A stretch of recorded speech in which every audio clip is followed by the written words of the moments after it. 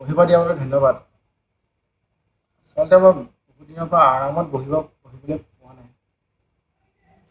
মই আপোনাক ক'ব নোৱাৰিলোঁ। মই আপোনাক ক'ব খোজোঁ যে য'ত মই কাম কৰিছোঁ তাত মোক 10 মিনিট ছুটিহে দিছিল চাহ খাবৰ কাৰণে।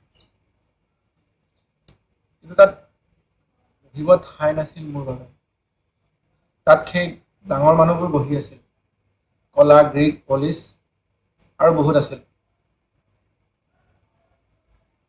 চোৱা, মই তাতে কাম কৰিছিলোঁ। তেখেতে মোৰ পৰা কাম কৰাইছিল। কিন্তু তথাপিও মোৰ বাবে বহিব ঠাই নাছিল তাত।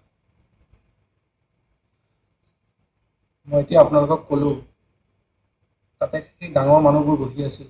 কলা, গ্ৰীক, পলিচ আৰু বহুত আছিল। তাহাঁতে মোক লেতেৰা জন্তু বুলি ভাবিছে। লেতেৰা জন্তু। যেতিয়া যেতিয়া মোৰ মালিক মোৰ ওচৰলৈ আহিছিল, মই তেখেতক কৈছিলোঁ যে হ'ব পাৰে মই কেইটামান বছৰ ৰাস্তাত থাকিব লগা হৈছিল। কিন্তু মোক বিশ্বাস কৰক, মই এজন পৰিষ্কাৰ পচন্দ কৰা মানুহ।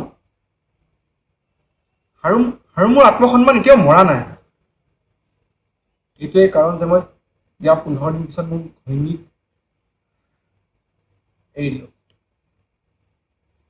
নহয়, 7 দিন পিছত। মই এদিন ঘৰ গৈছিলোঁ। মই কেৰাহীৰ ঢাকনি উঠাই চাইছিলোঁ। জানেনে তাত কি আছিল?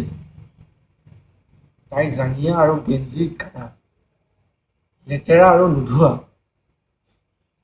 সেইটো চব্জি বনোৱাৰ বাচন আছিল। চব্জি বনাইছিলোঁ তাত। তাই গম পাইছিল মই এইবিলাক বস্তু বেয়া পাওঁ। তাৰপিছতো তাই এইবিলাক কৰিছে। তেতিয়া মই তাইক ঘৰৰ পৰা ওলাই দিলোঁ। আৰু আজিলৈকে কথা পতা। আৰু সেই মানুহবোৰে মোক বহিব ঠাই নিদিয়ে। এইটো কোনো ভাল কথা নহয়। একেবাৰে ভাল কথা নহয়।